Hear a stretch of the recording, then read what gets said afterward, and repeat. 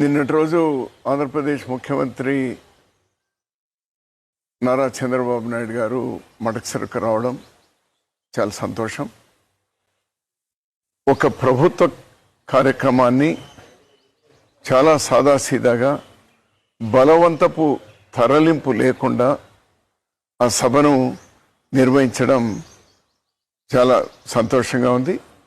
ఏ ప్రభుత్వ కార్యక్రమాలైనా కూడా ఈ ప్రభుత్వాలన్నీ భవిష్యత్తులో ఏ ప్రభుత్వాలైనా ఇది కొనసాగించడం మంచిది అనేది నా అభిప్రాయం.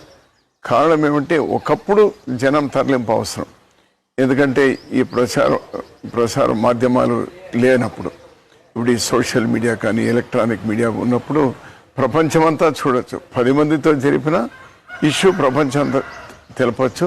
అటువంటి ఒక మంచి ప్రయత్నం నిన్న జరిగింది. నేను నా హర్షాన్ని వ్యక్తం చేస్తున్నాను. అలానే మడకసిరిలో గత 10 సంవత్సరాలుగా అపరిష్కృతంగా ఉన్నటువంటి సాగునీరు లేదా తాగునీరు లేదా పరిశ్రమలు రోడ్లు ఇటువంటివి ఏవైతే ఉన్నాయో వాటికి రైతాంగానికి సంబంధించి ముఖ్యమంత్రి గారు స్పష్టమైనటువంటి హామీలు ఇచ్చినారు. నా హర్షాన్ని వ్యక్తం చేస్తున్నాను. ఒక మడకసిర వాసిగా నా హర్షాన్ని వ్యక్తం చేస్తున్నాను. వాటన్నిటి కూడా వెంటనే ఇంప్లిమెంట్ చేసేటువంటి శక్తి కూడా భగవంతుడు ఈ ప్రభుత్వానికి ఇవ్వాలి.